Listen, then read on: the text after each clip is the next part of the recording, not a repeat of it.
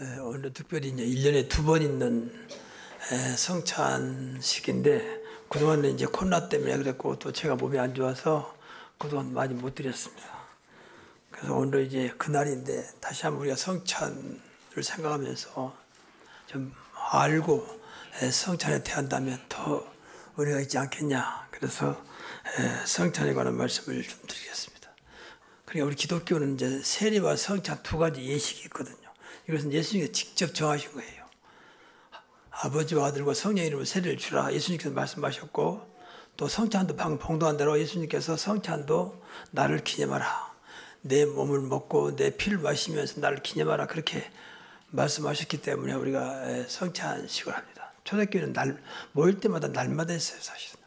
근데 지금 이제 교회가 수가 많아지고 그럼 번거롭고 그러니까 이제 1년에 한 2번, 또 어떤 경우는 3번, 어떤 경우는 또 1년에 1번 그렇게 합니다만은, 어떻든 이제 성찬과 세례는 주님께 정해준 것이기 때문에, 오늘 특별히 이제 우리 교회는 세례 받을 분이 없고 어린아이만 있기 때문에 유아 세례를 하고 이것을 성찬식을 할 것입니다. 그러니까 성찬식은 다시 말씀드리면 예수님의 죽으심, 몸을 버리시고 피 흘리고 죽으신, 또 고난 받으시고 죽으심, 그리고 부활하심을 이제 기념하는 이제 그런 예식이죠.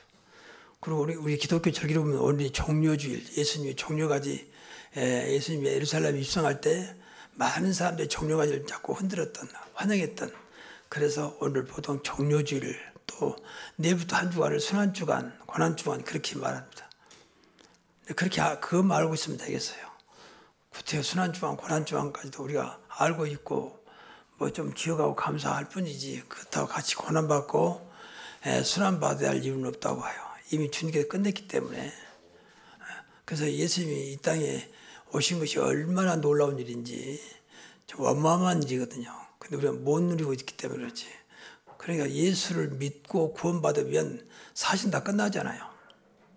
내 신분이, 근본 영적인 호적이 완전히 하나님 자녀 바꿔졌고 천국 백성이 되었고 끝까지 책임지고 보호하시는, 어떤 게도 문제 안 되도록 응답하시는 분이 이제 이미 구원받은 자녀와 함께 하시는 분이잖아요. 그런데 이제 우리가 이 사실을 못 누린 것 때문에 안타까운 것이죠. 그래서 이제 성찬, 예수님께서 직접 이렇게 스스로 단순히 죽는 사건이 아니고 아무 죄도 없으신 분이 십자가에서 단순히 죽는 게 아니라 고난받으시고 모욕과 수치를 당하시고 그러면서 이제 돌아가셨거든요. 이 사건이 어떤 한 예수라는 분이 죽었다는 것이 아니라 거의 전부 다 우리와 연관되어 있어요. 우리 때문에 내가 받아야 할 수치, 내가 받아야 할 모욕, 내가 받아야 할 고난, 내가 피 흘려 죽어야 될 그 죽음을 주님께 대신하신 것이죠. 그러니까 너무 놀랍고 감사한 일이에요. 그것을 기념하는 것이 성찬식이다. 좀 구체적으로 말하면 갈보리산 언약을 기억하는 것이다. 갈보리산은 예수님께서 십자가에 죽은 그 현장이 갈보리산이죠. 근데 많은 사람들이 그 죽음의 현장에 있었습니다. 예수님은 여러분 저한테 십자가에다 양손, 양발을 못 박고 돌아가셨죠. 그때 많은 그 사형이 그냥 손을 묶고 발을 묶은 이제 그렇게 죽겠는데, 예수님은 그 위에 직접 대못을 치고 그야말로 몸이 이제 못에 걸려가지고 축 늘어지는 이런 엄청난 고난 속에서 돌아가신 것이죠. 가장 최악의 사형을 당하신 것이다. 그건 바로 우리가 최악의 존재라는 것이죠. 이 문제를 해결하시기 위해서. 그래서 예수님이 십자가에 돌아가시면서 엄청난 말씀하셔서 다 이루었다. 요한복음 19장 3절에 이 말은 그야말로 청천벽력 같은 소리죠. 내가 죽음으로 인간의 모든 것이 다 끝났다, 그 말이거든요. 죄 문제, 사탄 운명, 팔자 문제, 지옥 문제, 재앙 문제 다 끝냈다 이 뜻이에요. 그러니까 어마어마한 선언인 것이죠. 그러니까 이 사실을 믿고 우리는 더 이상 어떤 것도 매이지 않을 만큼 늘 다 이뤘다는 말씀 생각하면서 이것이 나의 것이 될 수 있도록 기도해야 돼요. 그래서 내가 누려야만 예수님이 그 고난받으시고 수치당하시고 모욕당하시면 죽은 것들이 헛되지 않죠. 우리가 못 누리니까 어떤 면에서 막말로 예수님의 죽음이 헛된 죽음이 되는, 개죽음이 되는 그런 결과가 될 수도 있다는 것이죠. 야, 예수님이 십자가에 고난받아 죽으신 것이 내 인생을 완전히 바꿔놨구나. 내 인생이 완전히 그야말로 더 이상 이 땅의 문제 때문에 고난받고 힘들고 괴롭고 외롭고 쓸쓸하고 그런 것들을 다 끝냈구나라고 하는 그 사실을 늘 누릴 만큼 주님은 완전히 이제 십자가에서 끝냈거든요.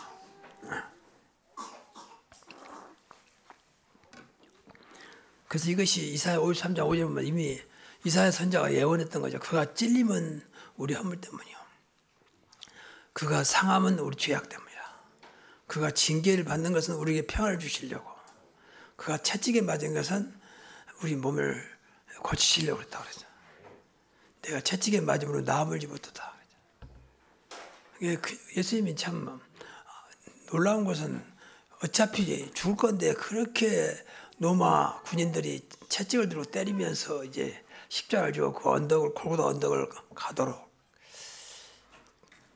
안 그래도 죽을 건데 말이죠. 그러니까 고생하면서 이제 돌아가신 것이죠. 그러니까 그 채찍 맞는 거 그냥 맞는 게 아니라 내가 채찍에 맞음으로 너희가 나음을 입었도다.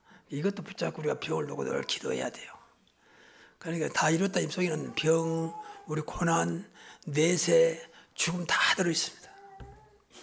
그러니까 어마어마한 메시지죠. 예수님은 다 끝내버려야 돼, 이것이. 그래야 예수님의 죽음이 헛되지 않는다 그 말이야. 그래서 예수님 마태복음 8장 17절 보면 우리 연약함을 친히 담당하시고, 연약함을 친히 병을 다 짊어지셨어요. 그러니까 우리가 병에 노임받도록 기도를 많이 해야 돼. 이 말씀 붙잡고 우리가 죄 누실 때 주께서 십자가에 돌아가 죽으심으로 하나님 우리에 대한 사랑을 확증했다 그랬어요. 아들을 죽이면서까지 우리를 사랑했다는 거죠. 하나님 세상을 이처럼 사랑하사 독생자를 주셨으니. 조건 없이 조건 없이 우리가 죄 누실 때, 회개하고 돌아온 거 말고 죄 누실 때, 또 심지어는 마태복음 11장 28절 이하에 보면은 수고와 무거운 짐도 다 내게로. 그러니까 수고와 무거운 짐까지도 다 주님께서 끝냈다는 것이죠. 믿으시기 바랍니다. 이분이 그리스도라니까. 그래서 자꾸 이 이름 붙잡고 기도하라 그러고 그래서. 그래서 나의 문제가 더 이상 문제가 안 되도록 해야 한다니까요. 그 신앙에서 잘하는 거예요. 무엇을 믿습니까? 이런 것이 안 믿어지는데 뭘 믿습니까? 이런 것들이 구체적으로 나의 삶 속에 나와야 되잖아요. 이것이 사실은 복음적인 삶이고 이게 진짜 그리스도인의 삶이에요. 이 사실을 말하는 것이 전도입니다. 교회 다닌다, 얼마 됐다, 모태신앙이다, 이것은 중요한 게 아니에요. 사실은요. 이게 갈보리 신앙입니다. 그래서 이것을 항상 기억해야 돼요. 주님께서 우리를 아무 조건 없이 사랑하셔서 우리에게 은혜 주셔서 우리를 위해서 완전히 몸을 버리셨다는 거죠. 구약시대는 늘 우리 죄 때문에 제사장이 짐승을 죽였잖아요. 대신 제물, 그 짐승 제물을 예수님이 몸소 제물로 우리를 드린 것이죠. 한 번 죽으심으로 우리는 영원한 죄 문제가 끝나버린 것입니다. 영원한 저주가 끝나버린 것입니다. 얼마나 놀라운 일입니까? 예수님은 단순히 십자가 죽으신 게 아니라 또 사흘 만에 부활하셔서 감람산에서 제자들 불렀습니다. 이것을 보통 감람산의 언약 그래요. 이것은 축복 중의 축복이거든요. 제자들을 감람산을 불렀습니다. 감람산도 제가 가봤는데 별로 높지 않아요. 예수님이 돌아가신 이 골고다 산도 갈보리 산도 별로 높지 않습니다. 보통 골고다 언덕이라고 그러는데, 그런데도 예수님은 이제 그 자체가 예수님이 어떤 고난받았으니까 너희도 고난받으라 그런 말이 아니고 어떤 의미를 상징하는 거죠. 감람산은 예수님께서 부활하셔서 제자들을 부른 곳이에요. 마지막으로 불러다가 40일 동안 제자들에게 이제 하나님 나라 일을 말씀하시고 세계 복음을 말씀했어요. 너희는 가서 모든 족속으로 제자 삼으라. 내가 너와 함께하겠다. 하늘과 땅의 모든 권세 가진 내가 너와 함께하겠다는 거죠. 그러니까 이 세계 복음화는 어마어마한 축복이죠. 세계 복음화 자체가 우리가 할 수 있는 가장 큰 사명과 동시에 축복인 줄로 믿습니다. 늘 놓고 기도를 많이 해야 돼요. 그래서 우리가 이거 하기 위해서 우리 교회가 3,000 제자 놓고 기도하자. 그리고 1,000 망대 100 성사를 돕도록 기도하자 그런 거예요. 그게 3,100 성교입니다. 예수님께서 부활하셨기 때문에 우리도 부활할 수 있다고 말씀하셨는데 내가 첫 열매가 되었다. 너희들도 나를 믿는다면 부활해서 영원히 살도록. 그러니까 예수님께서 앞으로 이제 이 땅에 재림을 오시면 그 순간 우리가 부활되잖아요. 지금 모습으로는 살 수 없잖아 오래까지. 때가 되면 늙고 병들고 썩어야 되니까. 근데 영원한 몸으로 우리가 부활됩니다. 부신자도 부활됩니다. 그리고 나서 이제 그 부활한 몸이 예수 믿으면 천국에서, 예수 안 믿는 사람은 지옥에서 살아가는 거죠. 그때는 뭐 이제 늙는 것도 없어요. 죽는 것도 없고 영원한 곳이니까. 이보다 영생, 불신자는 영벌 그렇게 말합니다. 이걸 우리에게 주신 거예요. 예수님께서 부활하심으로.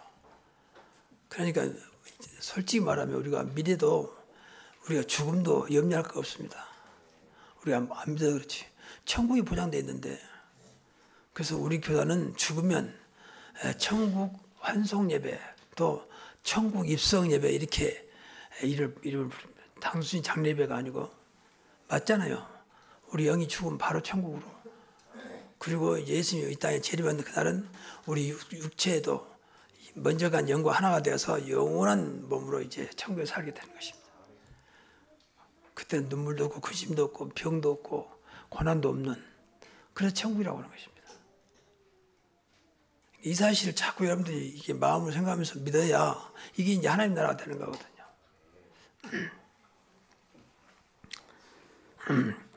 그래서 예수님이 제자들 뭐라고 40일 동안 이제 하나님 나라 일에 대해서 말씀하셨기 때문에 우리가 하나님 나라를, 완전한 하나님 나라는 아니지만 이 땅에서 예수 그리스도 이름으로 이제 누리는 것이죠. 하나님 나라를 정말 누리면 어떤 것도 이길 수가 있습니다. 참된 응답이 하나님 나라예요. 이 땅에 갖고는 절대 우리가 어떤 것도 감당할 수가 없어요.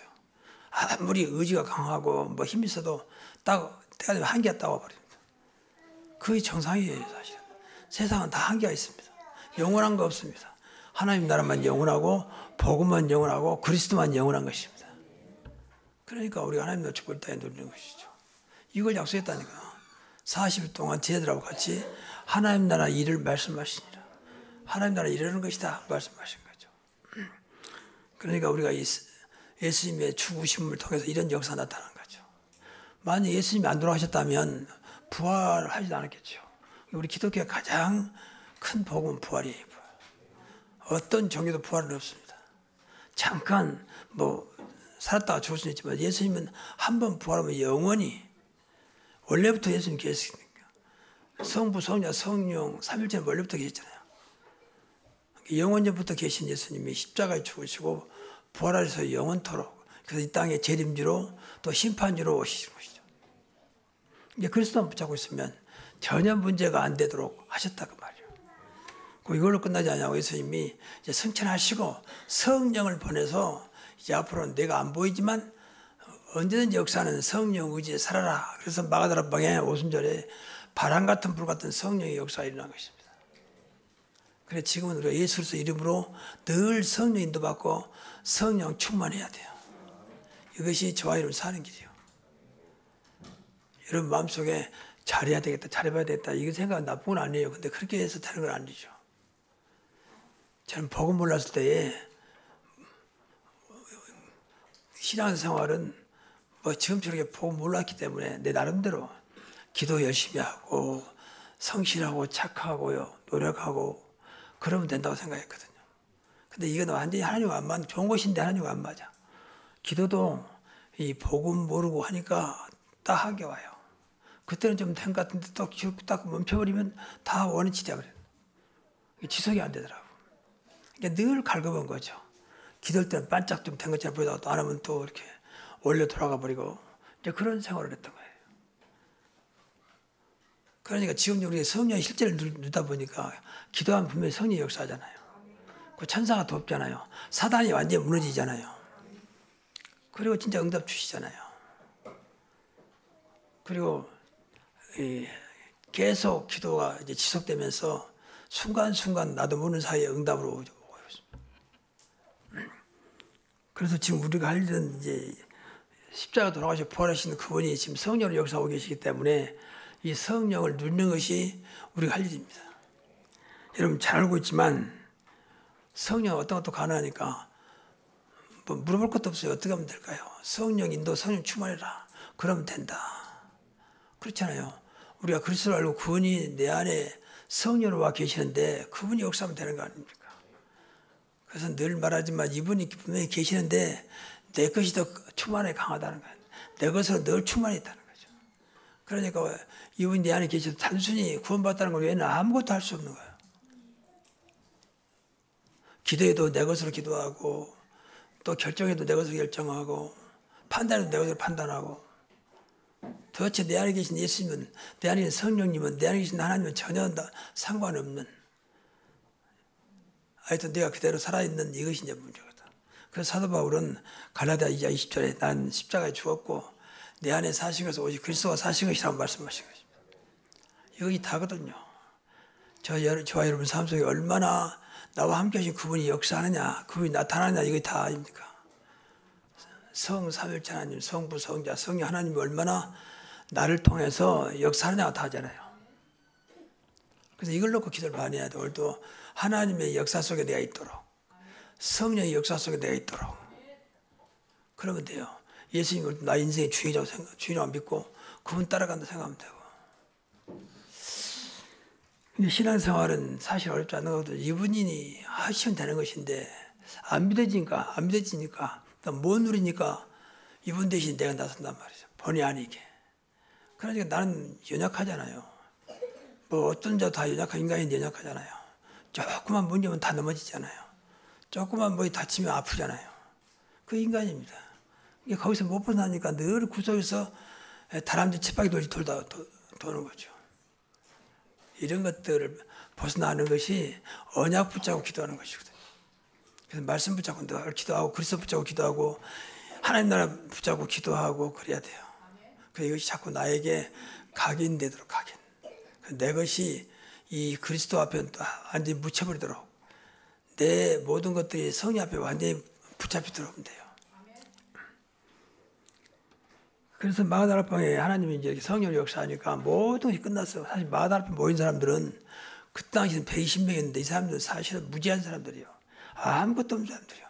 돈도 없고 배운 것도 좀 약하고 또 뭐 배움도 없고 이런 사람들. 근데 이 사람들이 하나님 은혜 받고 이제 마가다락방에 모인 것이죠. 근데 여기 이제 성령이 임하니까 단순히 임한 사건이 아니고 완전히 성령이 보니까 모두가 다 성령 충만을 받았다. 성령 충만 받으면 성령에 붙잡혔다고 말이거든. 그러니까 이때부터는 뭐 이 사람들의 능력과 아무 상관없는 거죠. 뭐 배우지 못한 것도 가지지 못한 것도 배경이 없는 것도 전혀 상관없는 하나님이 하시는 것이 마가다락방 오순절의 역사였습니다.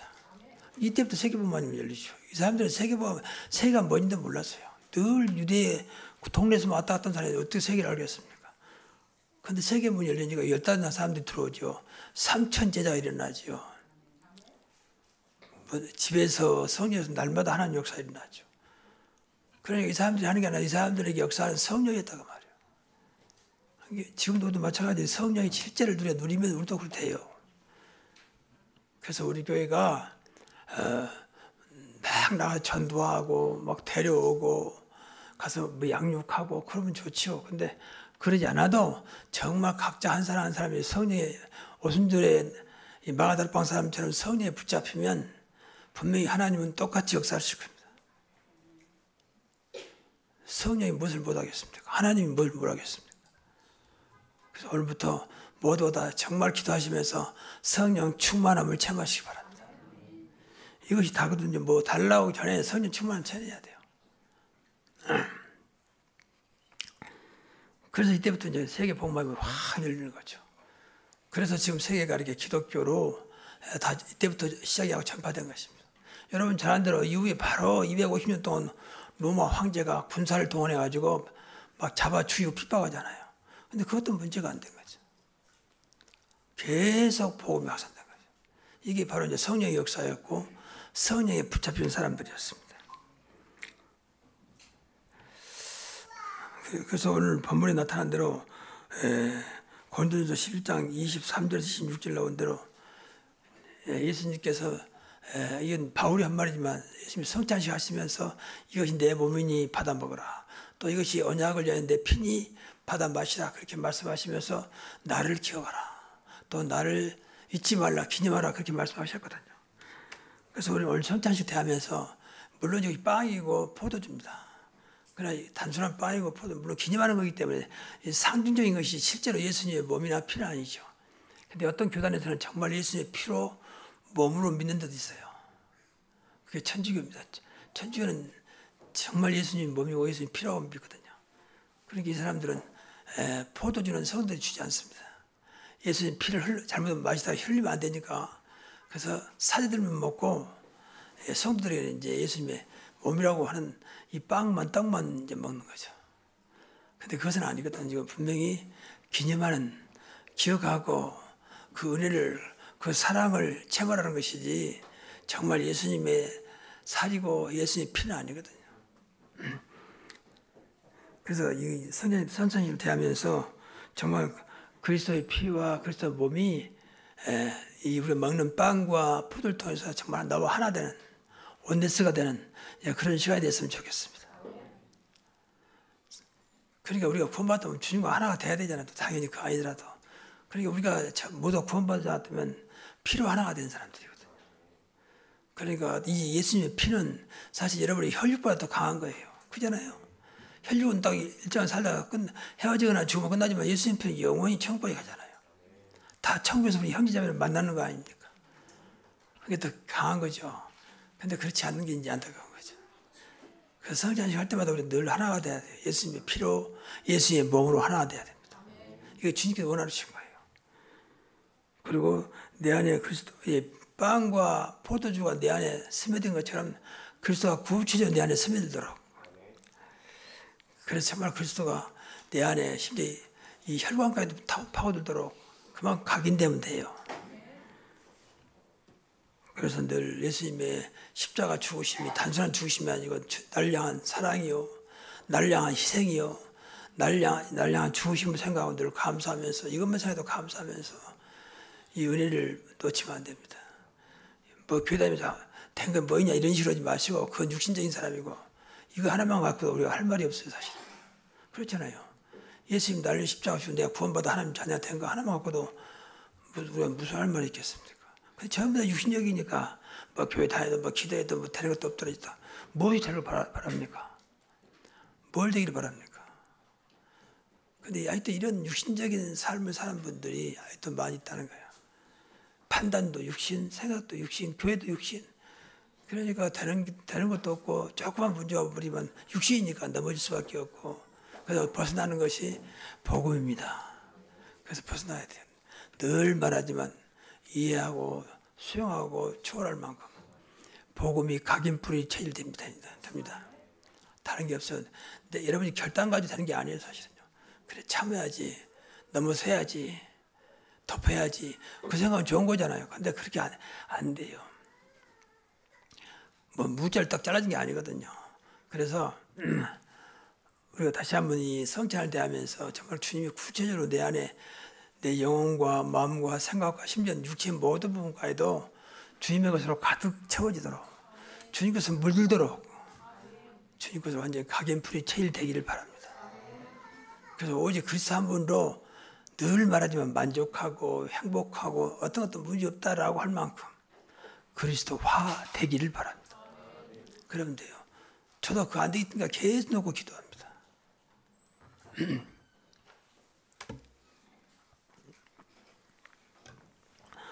어제 우리 지역에서 이제 핵심 모였는데 오랜만에 이제 4년 만에 만난 사람들 있잖아요.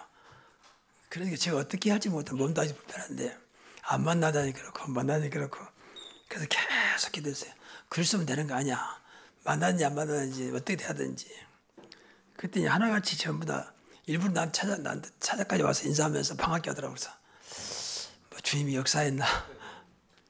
어떻든 그리스도 늘 어제도 계속 그리스도 붙잡고 그분께 영광만 나타나도록 기도했습니다. 다른 게 있겠습니까? 날 알아주지 못하고 알아주지 않으면 뭐합니까? 잠깐이지. 근데 놀랍게도 많은 분들이 저를 이렇게 기억하고, 특히 목사님들이, 목사님 5년 만이죠. 5년이 아니라 4년 좀 못됐다네 그랬더니, 아, 그러는군요. 어쨌든 하나님의 은혜였습니다. 여러분 정말 그리스도가 되면요, 반드시 하나님 은혜가 임합니다. 정말입니다. 그리고 모든 문이 열려요. 나는 길이요 진리요 생명이라 했잖아요. 이러한 축복이 오늘 성찬식을 통해서 이루어지기를 주의 이름으로 축복합니다.